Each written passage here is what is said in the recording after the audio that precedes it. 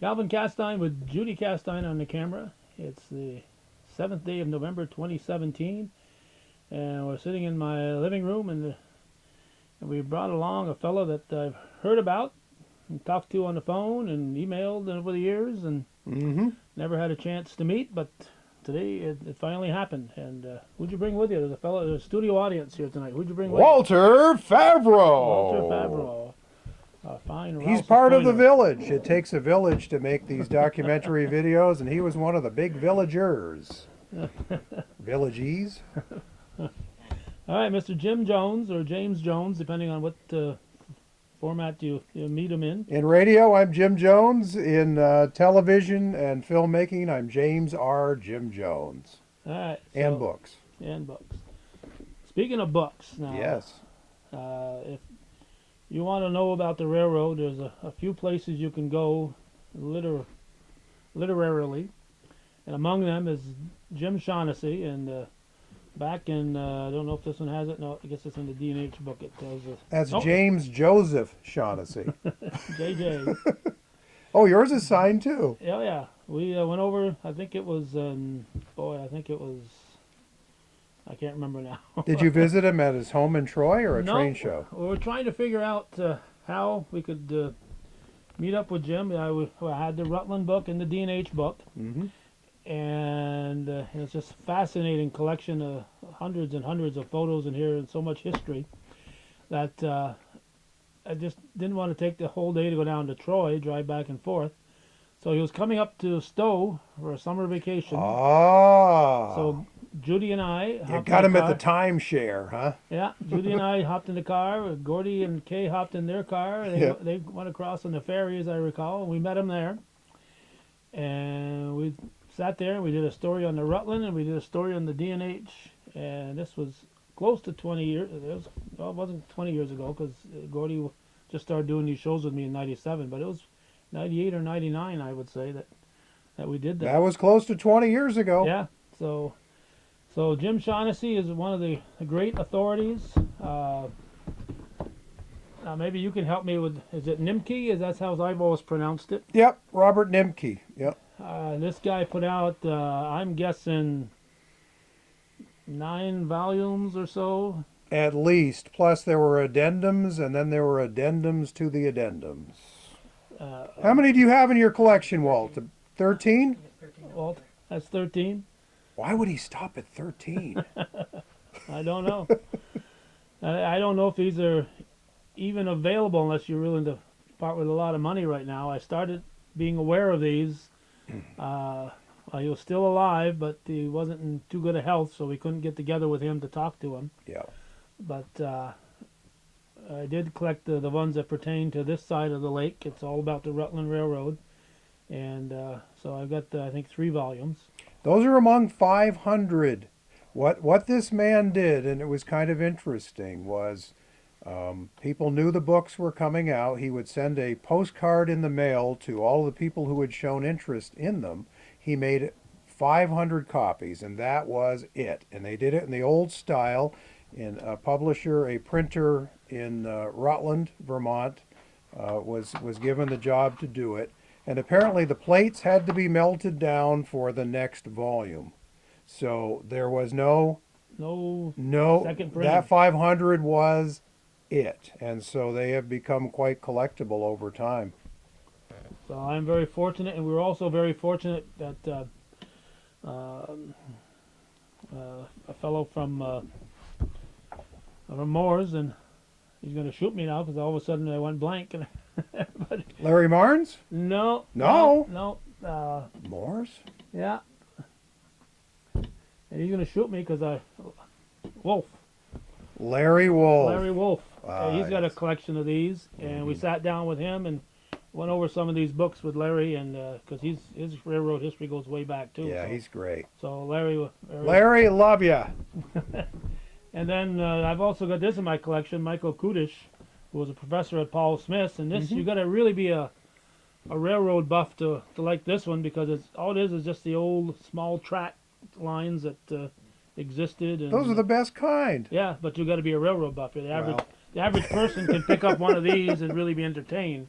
But if you're not a railroad buff, you're probably not going to be as entertained with Michael Kudish's book. Well, if you want to know what those bumps are in the ground, Yes, and he's you got see it. those little pieces of stone, and you're thinking, I wonder what that used to be. That's a great source Yeah, for that got book. it. He's got them all right there. And he's updated the update and the update of the update. So every few years, Michael comes out with new versions of that Does book. he? Oh, Yeah. oh, I don't know. Mine's the 1943 version, so I've got dog ears all over my version of it, which is only about a year old. yeah, see that? 1943. That was the year he was born. Yeah, he was bored, yeah. He's great. He lives in Arkville, New York now. He's great. So there are some people out there who are trying to preserve the history of railroads because back when I was growing up, railroads were everywhere. It was, the Rutland came through Champlain, went all the way into Ogdensburg, and you had the D&H, and you had what? What did you have? What, 5 or 6 there in Rouse's Point? Maybe at least 5. Yeah. Yes, trains meeting up there in Rouse's Point. In fact, Judy's father, Philip Anctil, worked on the D&H, and so railroads are certainly part of our history. And even though there's railroads still going on, we're losing that history. And thanks to people like this and like this, we're going to preserve that history. Right now, archaeologists are scrambling to find ancient history that's long been buried. Mm-hmm. But thanks to people like you and Shaughnessy and Nimke and Kudish and others, a lot of this history is going to be preserved because you're going right to the sources. Yes, yeah. What I do is a then and now presentation. So I interview people and visit folks who have maps and photographs and old films and things like that. And of course I do the research as well. And put the stories together kind of in what some people would call a Ken Burnsian style documentary. So you add the period music to it and pieces of interviews that you've gotten from people like Gordy Little. Jim Shaughnessy has also been interviewed. Michael Kudish will be interviewed in a future project, and he's helped a lot with locating the remnants of several railroads that I'm very interested in. And you're right, scattered all over the landscape are remnants, almost like an archaeologic kind of thing. And the best time to track abandoned railroads is in the fall when the leaves are off the trees, maybe early winter when there's just a slight berm of snow on a right-of-way somewhere where you can trace these roadbeds, and in the springtime just before all the growth and the mosquitoes come. And the black flies. And the black flies. So you're putting your time and talents into, is it basically videos, Jim? You mentioned you're also an author. Do you author books on railroads, or that's other subject matter? Yes, I'm a third generation railroader. My grandfather, Cecil O. Jones, was a station agent at Richford in Vermont on the Canadian Pacific Railroad. My father also worked for the railroad even before he was too young to legally do it.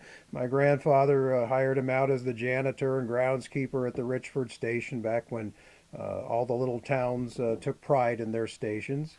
And so my father did that, ultimately working for the track gang and then later on even in train service. And basically the apple didn't fall far from the tree. My father is Robert C. Jones, who's better known on the Vermont side of the lake because he's done 24 books on northern New England rail history, including the Central Vermont Railway, a 6-volume set. And again, like my father, and what I do, it does take a village. There are a number of people involved in the material acquisition for his various books as well. But yes, when I was out in Colorado, I became living in Colorado as a radio disc jockey in Denver. I became interested in a railroad out there that had not really been researched. And the fact that so few people who were supposedly knowledgeable about Colorado rails told me they didn't know much about it, I went right out to the towns. The rails had been gone for a long time, and I soon learned that the flood of 1935 was what was the final call for this railroad, which was the Denver and New Orleans was its name.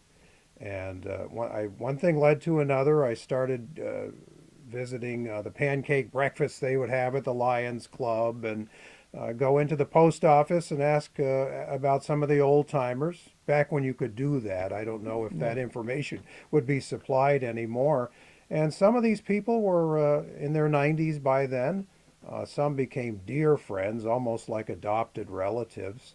They shared their stories, and they introduced me to other people. And before you knew it, we had a pretty good collection of images, not only on the railroad, but on the town history, some of the way things used to be when the fair would come to town, and the industry. I found all of that very interesting. So all of those have places in not only the book that I wrote as a result of that, which was known as Denver, New Orleans in the Shadow of the Rockies. That was published by Sundance Publications of Denver. It was a 326-page chronicle.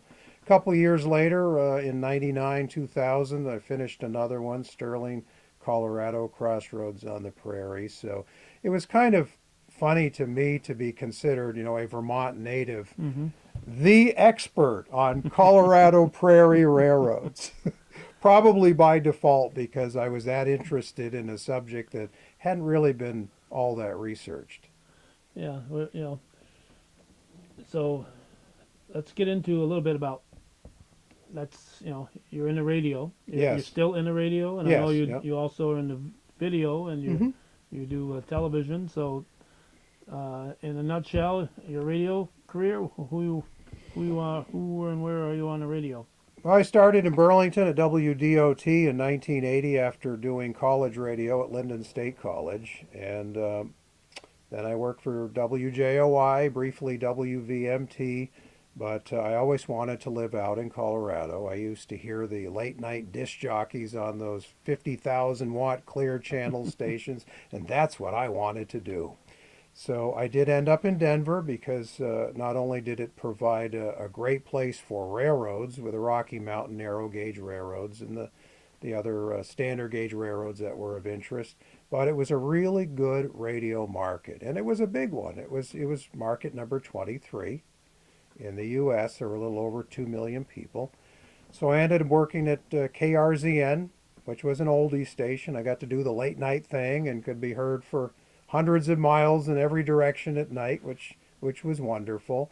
And I happened to be in Colorado at a time when cable and satellite radio was just coming into place. And in 1987 is when I arrived in Colorado, and 2 years later, I was on the ground floor with Drake Chenault Jones, no relation, Satellite Services, which later was purchased by Westwood One. And on April 1st of 1989, April Fool's Day, we signed on with Great American Country with one affiliate. And when I left the network in 2000 to come back to Vermont, we had 1,200 Wow. stations, not just country, but we had 1,200 affiliates on Good Time Oldies and Prime Demo, which was kind of a light rock station. We had old country. I was three people on the network because you couldn't be Jim Jones on three stations, some of which might be heard in the same market on competing stations. Right. So I was Bo James on Classic Hit Country. I was Jay Roberts on Great American Country, and I was JJ on Good Time Oldies. Now the story can be told. Now the story can be told, and I had a little recipe card that had my name on it because I was working three formats. Who am I today? And sometimes I'd go from being Jay Roberts to crossing the hall and becoming Bo James. Did you ever use the wrong name at the wrong time? I think one started to slip out, but I caught it. That's why we had the recipe cards. You always see it in front of you. Yeah. It's like the local news channels here, channel 22 and channel 44 off the air. It's the same people, so they got to remember if they're Fox 44 or if they're VNY 22. Sure. They got to have that sitting right true. in front of them because it depends what news story they're doing and what time it is as to which news story they're doing. Yeah, that's so true. You I moved back in 2000 to Vermont, and I wasn't in radio at first. That wasn't anything I thought I was going to do. I got married and had an instant family. I'd been single up to that time, and that seemed to be enough. But around 2000, I was given a call out of the blue if I just come help run some Vermont Expos baseball games, and for a station I hadn't even heard of in Burlington. It was an AM station that was struggling. And before I knew it, I was program director and back in the game. So it turned out they were pretty much just looking to build up the station as best they could, and then sell it, which is what happened. And then I landed back pretty much where I almost started on WJOI in Burlington. So I fill in for Ginny McGee when she's on vacation, which is about 4 weeks out of the year now because she's been there for 34 years. And more often than not, I do Saturday mornings on the big station, 98.9 WOKO. Oh, okay. I don't talk like that, though. No, you don't. We don't do the announcer voice of the past. You know, remember in the 50s, you got all those guys, it's the big voice. Let's sound as unnatural as possible. Yeah. That's not fashionable. I remember sitting out in my lawn at night and trying to get Buffalo W. Oh, KBW, KB15. Yeah, Joey Reynolds out there. Oh, that was a great station. Chuck the Laker Layfield. And I listened to WCFL in Chicago. Ooh, had better reception than I did. Well, you have different reception than we have in the Burlington area, Yeah. and actually you have less things to mess up AM radio reception up here, really. Yeah. Stay away from the power lines, you can get those distant signals. Darn electricity is just ruining everything. So then you got into public access television too. You worked in Vermont for Access.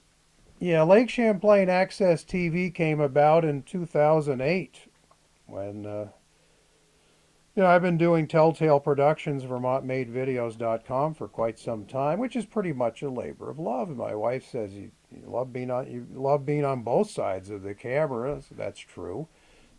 And my sister-in-law was on the board of directors of Lake Champlain Access TV, and she said, we're expanding.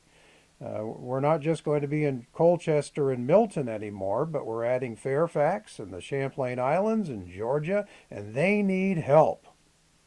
So before I knew it, I was attending a lot of school board meetings with camera in hand and other events. And so, yes, I do event videography for Lake Champlain Access. Okay. Now, when did you get into Telltale or Telltale? Is it Telltale? Telltale. Telltale's, I think, a pretty good name. Walt, what do you think?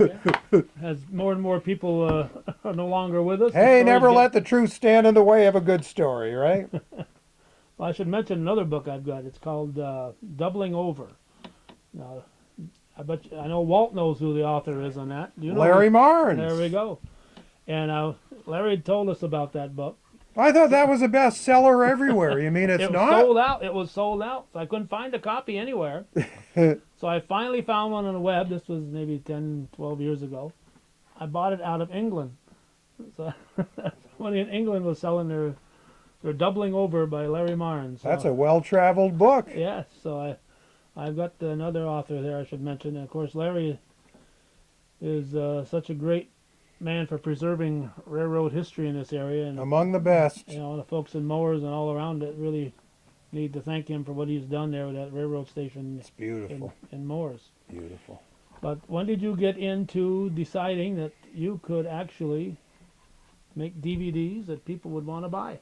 Well, I used my family as a test rat, first of all, because about the time I'd gotten into back into Burlington radio, software and computers were becoming much more affordable, where you could actually do what I now call Hollywood on a desktop, make something really nice looking at home. So we started fooling around with all the little settings and the cheesy music and all the effects, and of course I used those in the family videos. Most of those effects I would dream of doing on a serious documentary. But we had a lot of fun putting things together, and I got to learn how to do that. And I found myself bringing the video camera more and more to places and the Rutland Railroad was a logical place to start because that had been historically my favorite, thanks to Jim Shaughnessy and his book from 1963. And growing up along the Rutland Railroad, at that point it was Vermont Railway during most of my memory, because the Rutland Railroad went out of business in 1961 when I was 4 months old. And the tracks lay dormant for 3 years, so it was about the time that Vermont Railway took over in Vermont that I started remembering things. So I enjoyed so many cab rides with my father down to Rutland and Bennington. I became curious again about these old bridges we were going underneath and some of the old Rutland remnants that were still there. And that's where the title came from. Some people might think it's the name of a carpet store in Rutland. And maybe it is, but it was also what became a 6-volume series that I did tracking the Rutland Railroad, starting in Ogdensburg, New York, going across to Rouse's Point, then through the Champlain Islands to Burlington. And then my favorite title is Volume 3, which is the bridges of Burlington, Brandon, and the bridges of Addison County, which make a lot of people think of the Madison County movie. And then Just a coincidence. So. It was a play on words. Yes. And if you think that's bad, don't listen to my radio show, which is full of puns too. And then we went over to Bellows Falls on that branch, over the Green Mountains, and then we went down to Bennington, and then finally the chapter that went from Bennington to Chatham. So each year the quality got better. Therefore, the first 2 Rutland ones which came out, which was the Ogdensburg and Lake Champlain and the Islands ones, I redid later as Ogdensburg and Lake Champlain Railroad Revisited, and then the other one was Vermont's Island Line Revisited. So these are redone, complete with interviews. Gordy Little does appear in the Ogdensburg one. Joel Chandler, who is another local broadcaster, and he came from Moores, is in the Island Line one. Joel was a dear friend of both mine and my wife, Marilee. He worked at WJOI with us in the 80s. So it was nice to hear his stories about growing up in Moores and hearing the train and riding the train through the islands to go visit Shirley, who would later become his wife. I just love the whole human element that these people can bring to these videos. Yeah, they lived it. They lived it, and they can help us kind of live it in our own way. It's not just a hunk of metal going on some steel rails. There's a lot of life in there's a story in every town. But unless there's someone like you to come along and capture that, these people aren't going to live forever, and once they're gone, their stories are gone with them, unless somebody captures it and saves it, and that's what you have done, and you continue to do. Now, this copy here I've got of the Rutland Remnants is copyrighted 2006. Is that roughly the time you started it? The first one was the Ogdensburg to Lake Champlain, which was 05. No, I practiced on the family, and I did a few Midwestern videos that I put together that I had shot while I was living out in Colorado before I started doing something more adventurous at home. Mm-hmm. And of course, you mentioned Ken Burns. I've heard from a reliable source that Ken Burns patterns himself after what you've done. That's what I heard anyway. I'd like to think so. That's what Walter told me, so I don't know. Well, Ken's got about 200 people, and there's my wife and I, so you understand. But what that's like. Cast of dozens when you put one of these together, because you interview so many people. That's exactly right. The common denominator with all of these is Jim Jones and Marilee C. Jones, but there are a cast of many characters involved in each and every video, and you see the credits, and there's never less than 12.5 people. Sometimes the credits go on for several minutes, as they should. And when it comes time to roll credits, I don't do what a lot of places do on TV where you can't even read their names. It's like, it's like, you actually see the person's name for 3 or 4 seconds, then the next, because these people deserve that kind of respect. there are people who have been collecting for years photographs and maps and things like that and spent a lot of personal money, and they've opened their hearts and their scrapbooks to me and my video audience, and the least we can do is give them a complimentary copy at the end of the day and proper credit. Yeah, I feel really strongly about that. and it's going to mean more and more to their family as these people pass on, that these family members were able to share their stories. Mm-hmm. In the past several years, I've been doing a lot of coverage of the North Country Honor Flight, which started off with the World War II veterans, sending them. But there's so many World War II stories that never got told, Yeah. and will never be told now, because these people aren't around anymore, and it just saddens me. So when you're able to bring out the stories from history, important history of our area, now maybe the newer generation is saying, big deal railroad. We got one track that runs from Rouse's Point and heads south, and here on this side of the lake. Well, what's the big deal about railroads? But railroads were what built this country.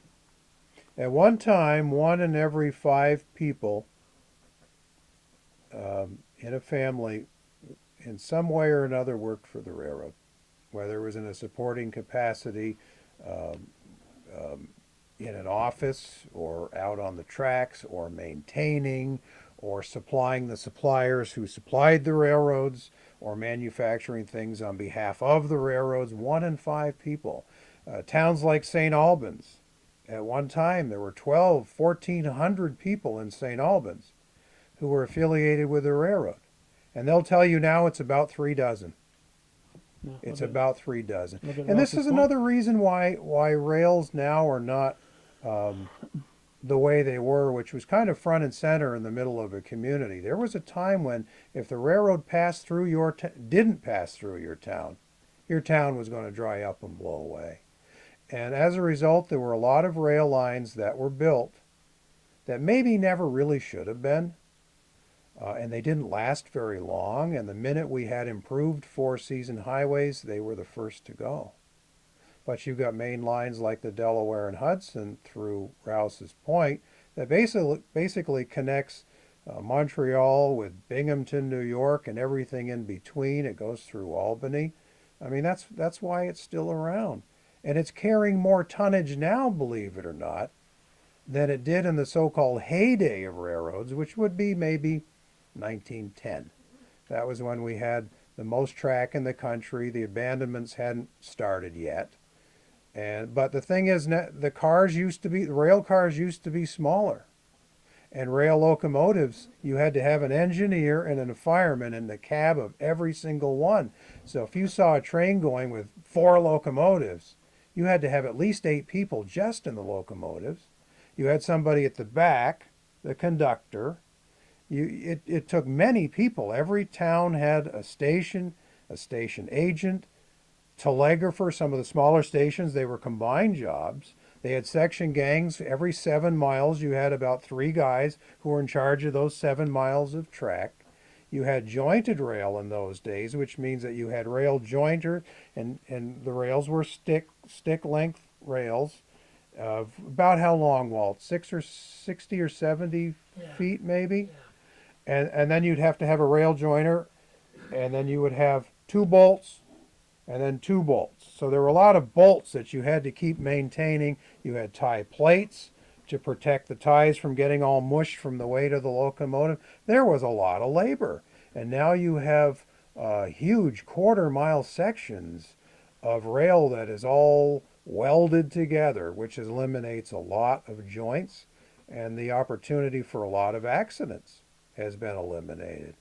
But in the process, you see a lot less people working on the railroads now. You've got somebody who can run one machine that will take the place of 5, 6, 7 laborers. Most railroads don't have stations anymore. And basically the interface, the interaction with the general public seems to generally be when there's been an accident somewhere. Or maybe some idiot's been walking down the tracks with headphones on and gets run over. I mean, these are the times now that you tend to hear more about railroads as opposed to in the old days when everyone knew the name of the local railroad, often who the agent was, and they knew when they could get their tickets. Maybe they went down to borrow the phone or send out a telegram. I mean, the station was the center of the community. You had a number of churches in most communities, and each church was a center for some people, but like the post office today, it was the meeting place. Well, particularly a place like, Rouse's Point. Every one of our local communities, if you're coming up the D&H, you had, a station in West Shazy, you had a station in Shazy, you had stations all along, and from the O&LC, the Rutland. Sure. Yeah, there were a heck of a lot of stations in all these little towns, Irona and Forest, and every one of these little places, Altona, they all had a station. Yep. And but particularly in Rouse's Point, where you had this meeting of all this, so many people in Rouse's Point were employed, so many hotels were built in Rouse's Point because of the railroad traffic. Where the Sportsman's Pier is now, with the big steamboat hotel out there. So, the Hotel Holland and Hotel Montgomery until that burnt, and others existed because of the railroad. And it provided so much employment for so many people. And even a youngster like my wife, in the 60s, her father worked for the railroad, and that's how she'd get to Plattsburgh on a Saturday afternoon. Her father would put her on a railroad and Saturday morning and say, "Don't want to see you till nighttime." she'd go to Plattsburgh and spend the day downtown or whatever, and take the train back at night. And now with Amtrak, I mean, if you want to get a ticket, you got to go online. There's not an agent there who'll just sell you. And Rouse's is just a place to stop for the border check. Yeah. Most people don't get on or off there. That's where they're checked. Once in a Yeah, while. once in a while. You'll get somebody. And a beautiful station at Rouse's. Yes, it's preserved as a museum right now, but looks wonderful. But the border people are still there, not in that station, but are around there doing their work when the people come through. And of course, the train goes through there slowly because they're running their X-ray machines or whatever it is to. Yep. So I've stood there with a camera many times saying, when are they going to go? When I was filming the Delaware and Hudson video, my goal, and usually what I do with most of my videos, is to have a quick stop at every community on the line. Now, Rouse's was easy, but places like Cooperville, you gotta station yourself out and just wait. And when they get there, they get there. Beekmantown, same story.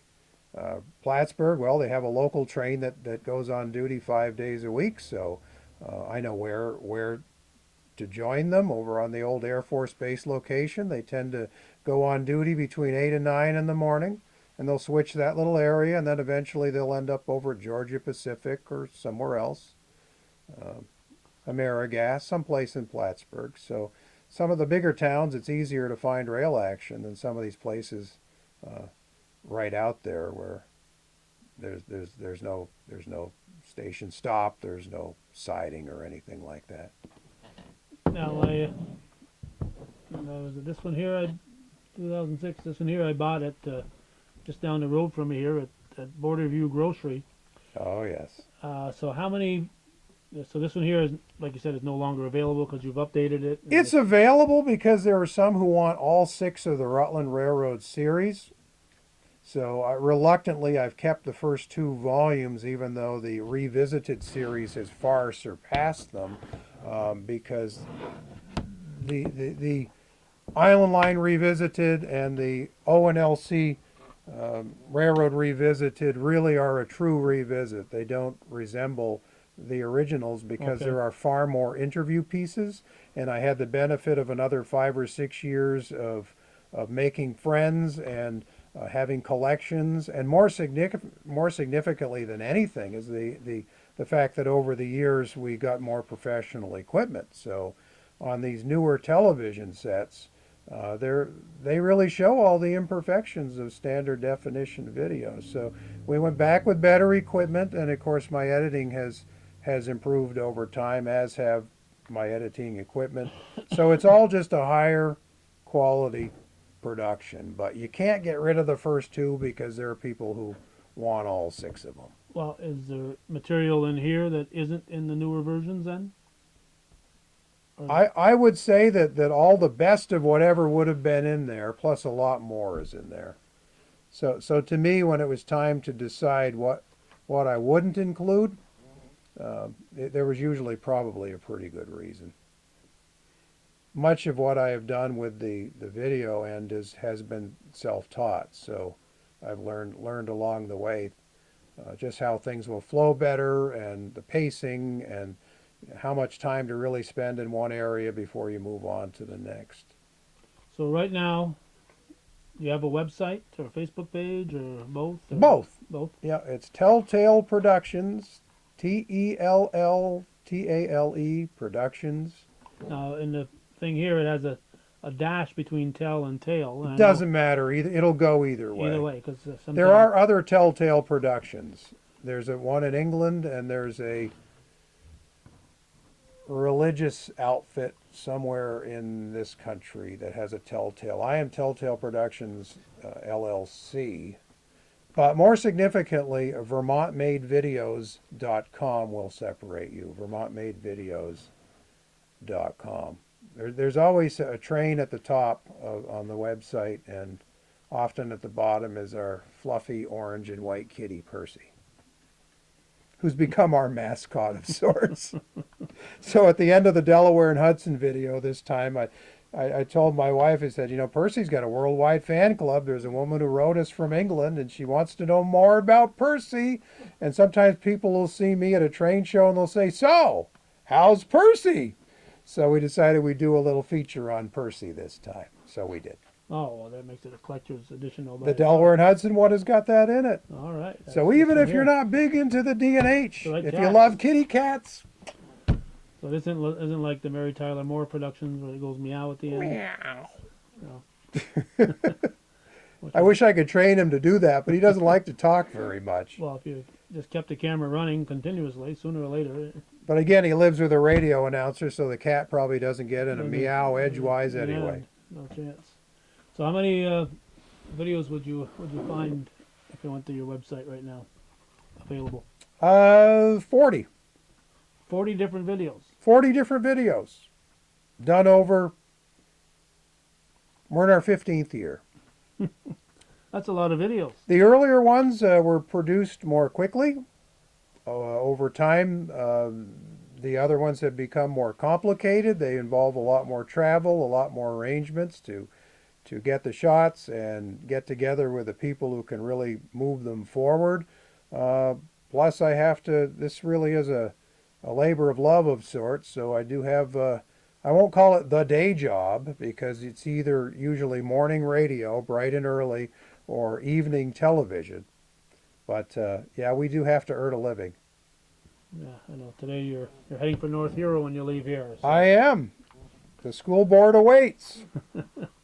But this really is the passion. It really is just putting these stories together, talking with people, and including them, people who may not be known in the railfan community, maybe aren't known very well. Some of them have the best stories of all to tell. And it's fun getting those people and their material into these projects. Because some people would say, so have you talked with Shaughnessy? And I say, yep. Have you talked with so-and-so? Yep. And then I mention the names of some other people that I've talked to, and they just have this blank look. Who is that? Said, that's what makes the difference. That's right. We dig deep. That's right. Those are the ones that, Shaughnessy would have tried to get 40 years ago or 30 years ago. And is Jim still doing books, or what's he doing? Jim has had a couple of books that have come out. They're all picture ones now. The Call of Trains came out in 2009, and I was down at Jim's place in Troy 3 weeks ago. I think I saw online that you were happened to coincide with the arrival of his latest book. I'm trying to think of the name of it. Eyewitness or something like that. And so that is the latest one. And these are not research books like his previous ones.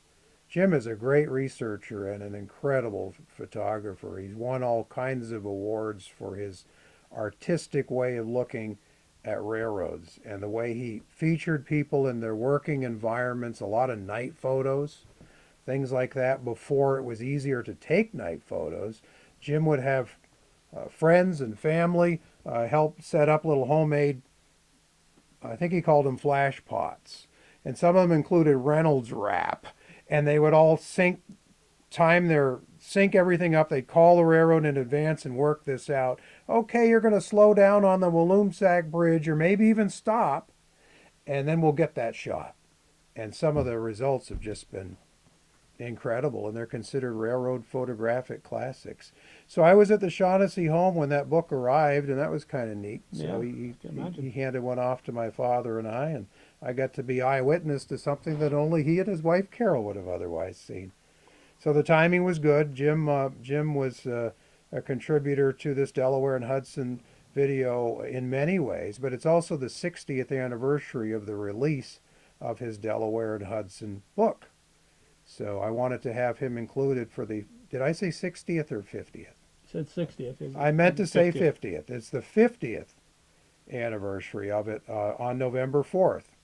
It was 50 years. And Jim said, I knew it was around that time. I said, I found it somewhere. He says, well, great. I said, so we're going to talk about that and include that in the bonus features at the end of the D&H. And he also shared some things on the Keysville-Sable Chasm and Lake Champlain Railroad, which has become my next fascination. Because I love the railroads and the stories that are more deeper back. You know, there hasn't been much written about them, and it's the treasure hunt. It's just the thrill of hunting. You know, some people say, well, you know, don't you go fishing? Don't you go out and bag a deer? It's like, no, I go bag history. That's my bag. Well, unlike somebody who's going hunting, well, there's going to be a new flock of deer every year, but the people you need to talk to and to get these things done are disappearing. Mm-hmm. So the time is your enemy when it comes to doing some of these. So you're already working on your next video. I assume that this is his latest video, by the way, Delaware and Hudson Lightning Stripe, red and white.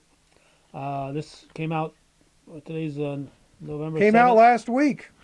So this is only a week old. Came out on the anniversary of the 50th anniversary of Jim Shaughnessy's book, by the way. Okay. So it's just a few days ago. Yeah. 2.5 hours, so you might want to watch it in several settings. Video. But it is chaptered, so you can stop it at any point and resume it later on.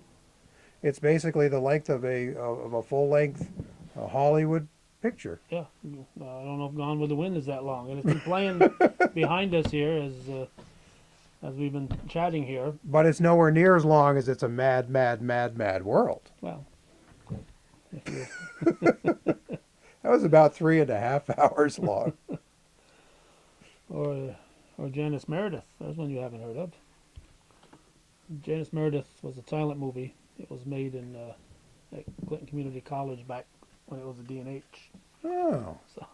I've been learning about Pearl White, though, and Hurricane Hutch, who both filmed silent era films in the Ausable Chasm area and utilized the Peanut Railroad, otherwise known as the Keysville-Sable Chasm in Lake Champlain. That's just a fascinating little 5.6-mile railroad.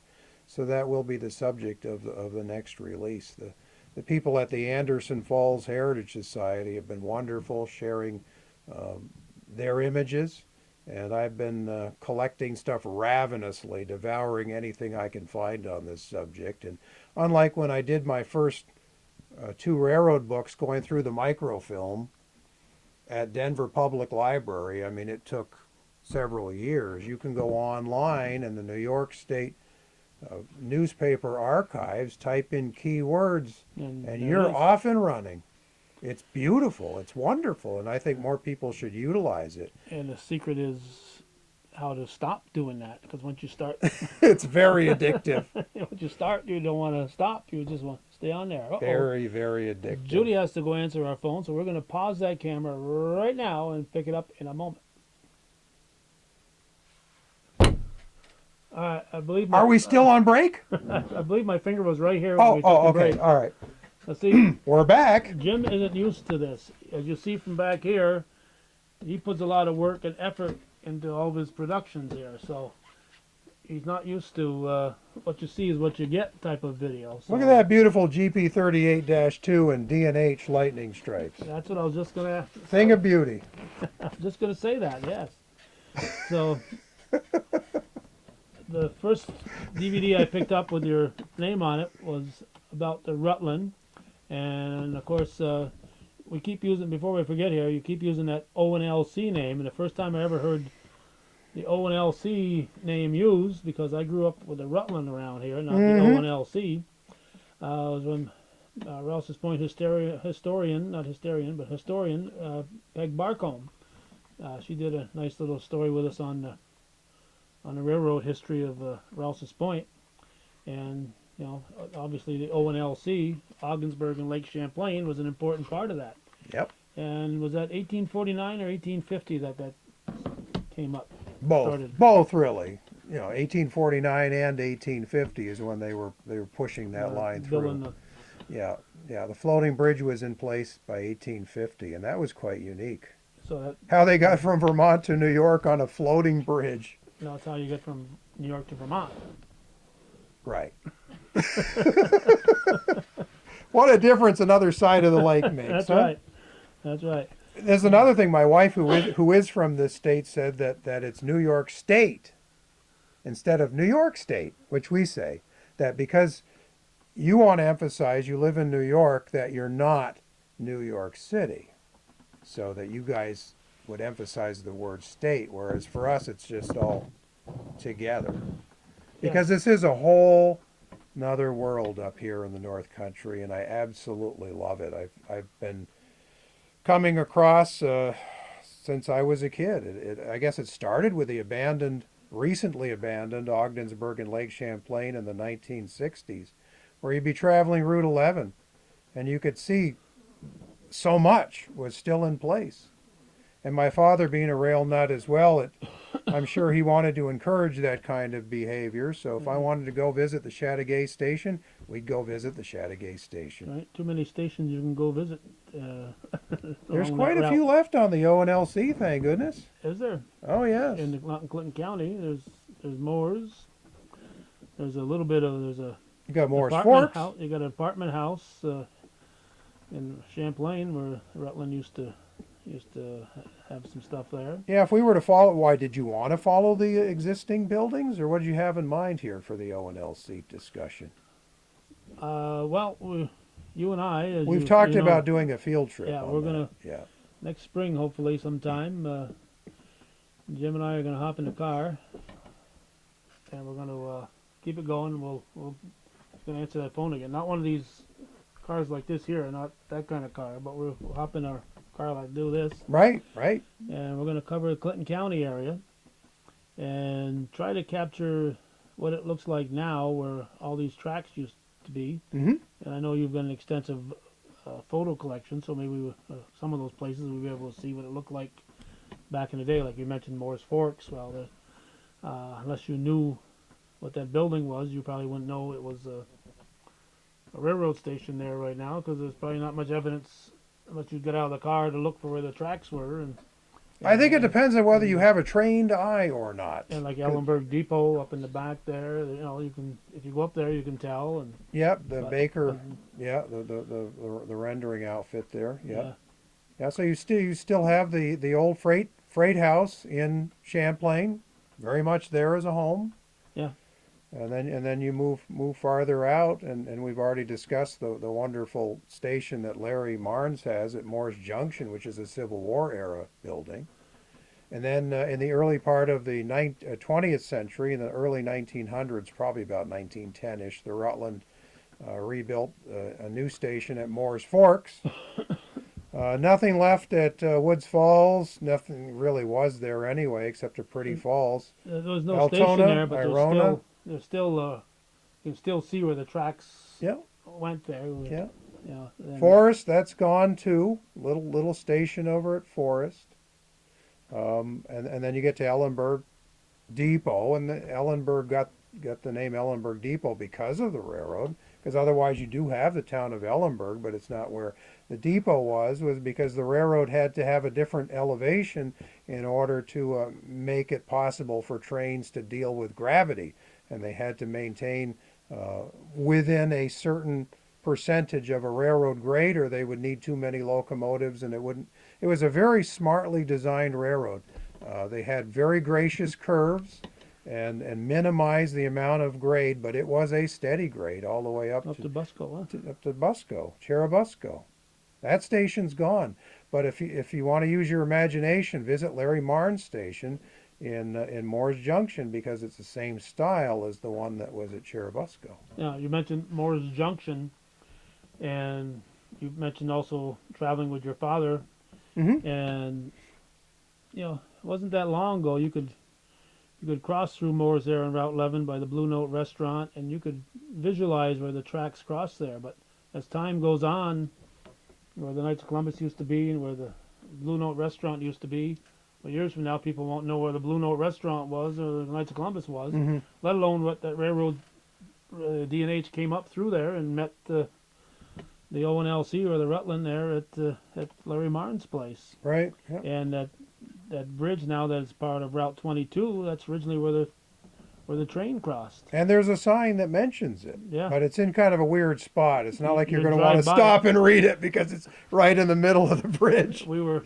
coming back from there this past Sunday, and coming from Altona, and we came by there, and I noticed that sign, but I said, no way in heck anybody's going to read it. Even though you're only going 30 miles an hour, it's gone by the time you... So it's in the D&H video. I actually parked the car and walked a ways to go over and do that, because I did want to get that for that. The freight house is still there in Moore's as well, Moore's Junction. It says GLF for GLF Feeds, and that is the original Delaware and Hudson. That line's been gone since 1925. And the Rutland has been gone since well, the last train was in 1961, but they tore up the tracks in 65 across the top of New York State.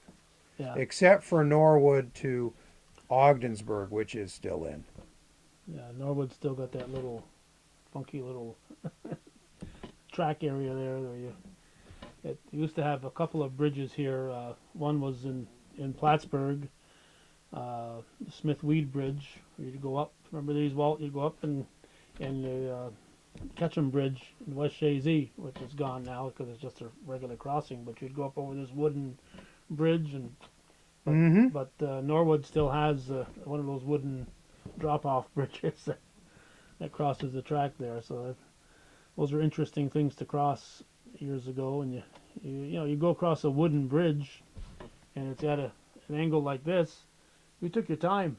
I remember, a milk truck going over something like that there. You'd wonder if it's going to keep right on going in a straight line, or if it's going to get over the top. Anyway, we're digressing here. Well, bridges are part of history, and there were some very interesting bridge makers. Every bridge maker had its own personality, and of course, in a lot of communities, the locals made their own bridges. But yeah, and there's always so many side stories. Like I remember doing a story with some folks in Shazy that were around when the underpass was put in Shazy. Mm-hmm. So the first question was, how did you get across the tracks when they were built? Well, you go into Shazy, if you're coming from the north, there's a little side street there. Well, they kept that. They diverted the traffic there, and that street is still there. Mm-hmm. But the street that was where the underpass was put in was built, and the traffic kept going across in its normal way. But until then, you crossed the tracks at ground level, and of course, this like in Rouse's point, you just avoid a lot of accidents if you can avoid crossing the tracks at ground Stay level. on Route 11, you'll go underneath the tracks, no problem. Yeah, right. No problem. Yeah. So you said how many? You've got a whole pamphlet here. Oh, I've got about 40 videos there. They're not all Northeast. There's Colorado. There is Midwest. A little bit of Canadian stuff.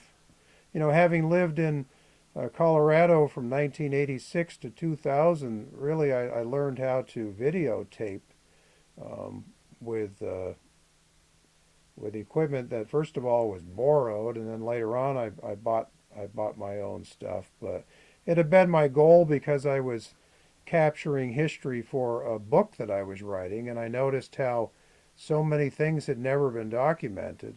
I started going around the state in my spare time and trying to catch all of the railroads that were left and visiting the communities. And so these Colorado videos are unusually involved as far as what's in there for content. And it's not just the popular locations, it's a lot of lesser known locations that involve walking in. I don't like to just go to a grade crossing and take a picture of a train. I think that's really boring. I'd rather get one really good photograph that required walking in and having the train go by than to keep chasing it and just getting a quick shot. So I've always do things the hard way, but you end up getting locations that most people have never seen.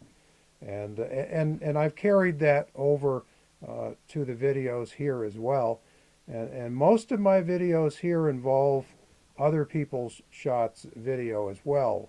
For example, in the Delaware and Hudson, we've got Richard Wingler of Cadyville, quite a lot of his images.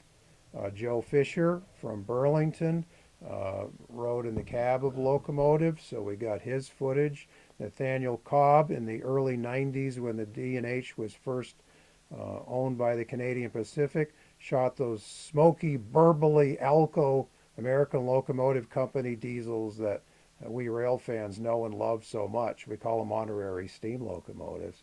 So there's a wide variety of not only film from the 40s through the 70s, but video during the video era, which for all intents and purposes probably started for most of us in the mid-1980s or early 90s, right through to the present. And I know the Winglers are still out there. If I knew something coming through, Josh or Richard or Mrs. Wingler are out there. They want Sometimes a as a family unit. Yeah. What's really neat is Josh, who is in his early 30s. Yes. We're getting the yoo-hoo. Oh, we're getting a. Is our director yoo-hooing us? She's saying, "Take a break. That battery's going to die." All right. Hopefully Judy said the picture was jumping. Hopefully it wasn't. It was just because of the TV screen behind us here. But what's jumping? What's jumping? There's nothing jumping, Judy. Optical illusion. That's all it is. That's all it is. Okay. So, there are people worldwide who will be watching this. So there'll be some people who will be interested in the Colorado and so on. But for the people in the New York and Vermont area, how many of your 800 videos are related to this area? How many apply to New York State or New York and Vermont? How do we say it this side of the lake? It's New York State, right? As opposed to New York State, which we would say in Vermont. This Alco Heaven series of 2 both have some New York connections because of the fact that so many American Locomotive Company products rolled through here as recently as the 90s, as seen in the Delaware and Hudson video. This one called Clarendon and Pittsford is the former Delaware and Hudson line between Whitehall and Rutland. Then, of course, we've got the latest Delaware and Hudson Lightning Stripe Red and White, which covers the Champlain Division. 2.5 hours. Yes, and the Napierville Junction line. So basically from south of Montreal to Whitehall, New York. And it's been playing in the background. Yes. And people are seeing the picture. Now, I imagine some of this is just sound going on, but is it talking through most of this 2.5 hours? Well, as any documentary would have, you do have your narrator, which is me, and a number of voices of people, and they occasionally show up on the camera as you would expect to see in a documentary. The person and then their name underneath and maybe what their credentials are, and then you go into photos and film and This ephemera. is while they're So, talking. oh sure, Oh yeah, yeah, yeah, oh yeah, yeah. yeah, So yeah. so you're going to hear Along with train action, narration. While, old time music to go with the segments where uh, that seems to be appropriate. When we're chugging through the 70s, we've got some 70s groovy music playing, you know. So basically, I've purchased some sound effects and music libraries where I have liberal rights to them. I bought the rights to use them for my productions, and we do so liberally. Other New York offerings are New York and Ogdensburg, which is part of the Vermont Rail System series, and then we mentioned New York's Ogdensburg and Lake Champlain Railroad Revisited. Going down through the list, Vermont Railway 50 Years has some connections to New York. And then, of course, the Rutland Remnants 6-volume set has Ogdensburg to Lake Champlain, Rouse's Point to Burlington, so there's a little bit of New York there. And then we go back into New York in Volume 3 when we cross Lake Champlain on a rickety bridge from Larrabee's Point to Ticonderoga. And that's kind of a fascinating piece of history there because that was another one of those floating bridges. And then they had this this long bridge, and railroad bridges often are known as trestles, and it seems to me it's usually has to be wooden to be a trestle. They had a very long trestle across Bulwaga Bay, and all it took was one big storm, and that was toast. So that appears in Volume 3. that'd be the Crown Point, Port Henry area. That would be in the Crown Point, Port Henry area, and then North Bennington to Chatham, New York, which has got all kinds of New York stuff in that one, from the Bennington Monument south. That's also along Route 22, down that way. Yeah, and speaking of Port Henry, they've got a nice little railroad situation down there, where they've got their station, and they've got some history in the Port Henry area. They've got a little museum down there. That station's almost like a mini version of what we have in Rouse's, and then of course Westport has a whole different kind of station, which is this beautiful old wooden depot. So a number of the Delaware and Hudson video stations seen in the videos are still around. Oddly enough, I went to Crown Point, which you were just mentioning, on my way back from Jim Shaughnessy's trip, and imagine my surprise when this old weather-beaten station, which had been completely gutted, and they were storing farm equipment in it, somebody had actually, after 50 or 60 years, decided they were going to spray a fresh coat of paint on the thing. So, and obviously they did spray it because the paint was everywhere, but it's like, oh, well, maybe this depot will be around a bit longer. It's still gutted, but now there's nothing in it, and it's all bright yellow. D&H yellow? No, it's too bright for D&H yellow. I think they probably got a deal at the hardware store on it. But it is yellow, so it's part way there. So I take it from what you're saying, Jim, is that you're not done yet, though, right? You keep coming out with these, and price range. What I don't need to get into every one of these, but just roughly what's your price range on these videos? Well, in the brochure, it is $25, and that includes shipping. We'll pay the shipping, and if there's a state tax, if you're buying from Vermont, I'll take care of that as well. If you go online, you'll see frequent monthly specials as little as $12. Some of the videos that we have mentioned are on sale. So I would say anywhere between $12 and $25. And then there's a number of theme pack specials. Oh, So you could buy, for example, all 8 of those Rutland Railroad related videos for 99 bucks. So that's only less than $12 a piece, or just about $12 a piece. So you could save some money if you decide you want to go for the whole series at one time.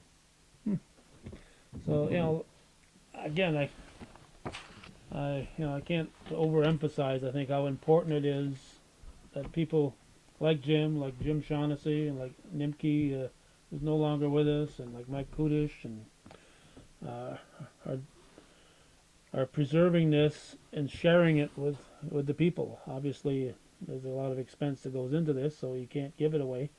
But then you've got people like on the other end, like Larry Marnes, and the job he has done to preserve, and he's already made plans of what's going to happen to that station after Mhm. he's gone, so Mhm. it's not going to just disappear. That it's still going to be around. This is the history of what made this country what it is, and up until the 50s and maybe well into the 60s, that Northern Railroad was an extremely important part of this area. Mhm.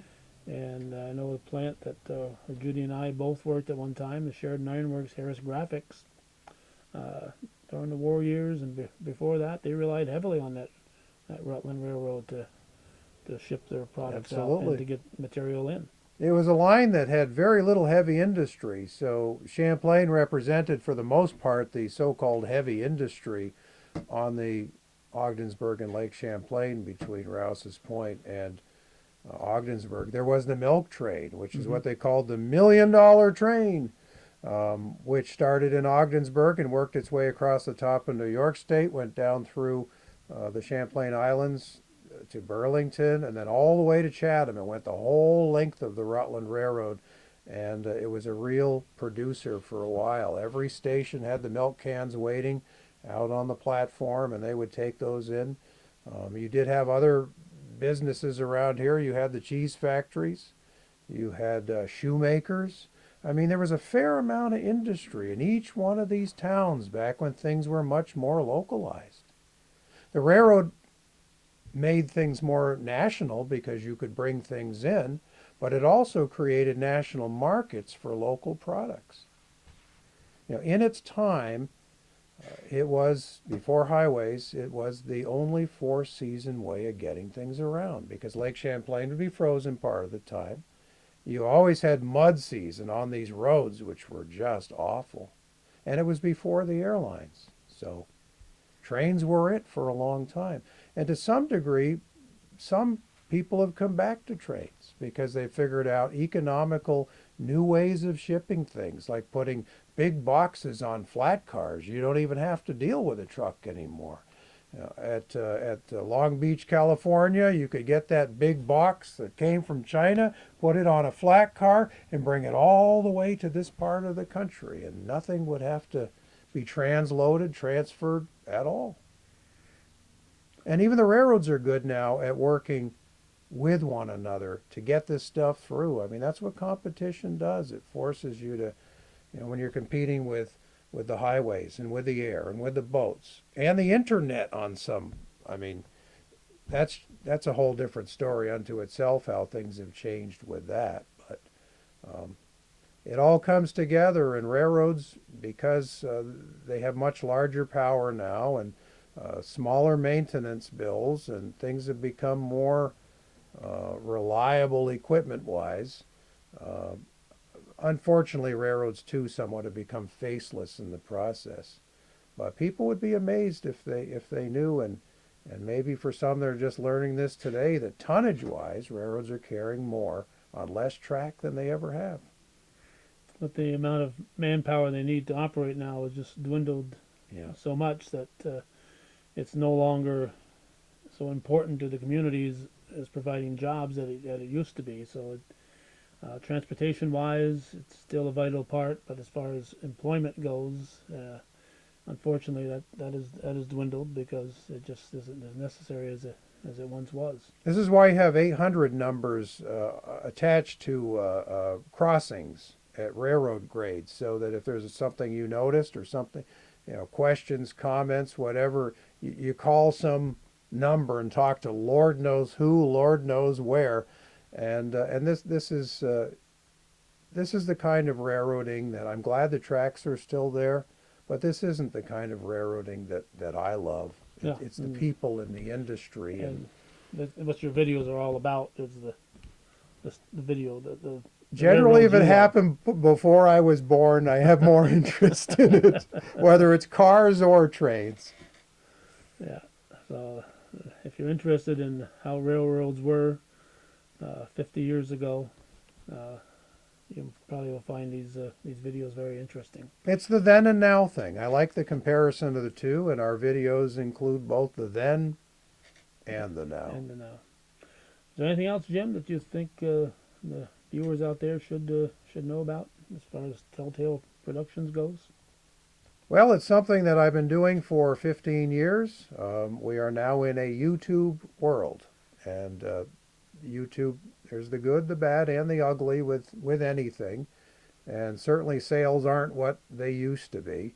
What we do with videos were something that we've always done because we've enjoyed it and passing along the information. Many of these DVDs end up in local schools. I'm hoping that the teachers will pass this along to the kids, and maybe they'll watch them themselves on their own time. Because if you're not exposed to something, how can you ever become interested? How can you ever become attached to it? And that's how I got interested, was the exposure. You know, if my father had not been into trains, if my grandfather had not worked for the railroad, what would I have been interested in? Right. I'll never know. So people like Josh Wingler, I embrace wholeheartedly. We've got Joe DeMar down here. I guess he's a junior, huh? Joe DeMar Jr.? I don't know if he's a junior. Who lives in Rouse's Point. He collects things. And these guys are in their early 30s. They've got families.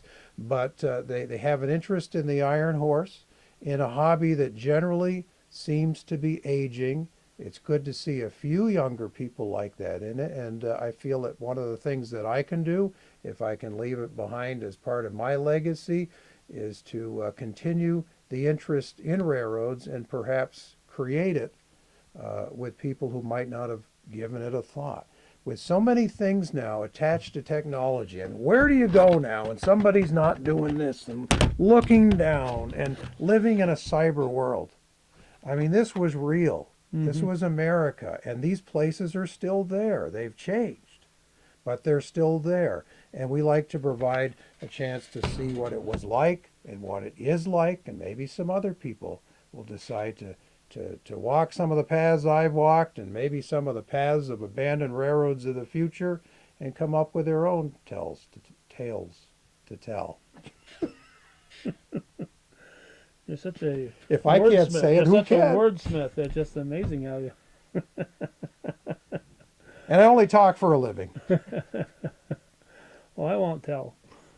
Anyway, so you know, when you're on the air, you can't take it back. No, that's right. Once you say it, you can't take it back. And this is the next best thing to being live here, because unlike you, I've never learned how to edit. So if we do it, we do it, and we live with it. So all the telemarketing phone call breaks and everything, that'll all be there? It's all on there. It's all on there.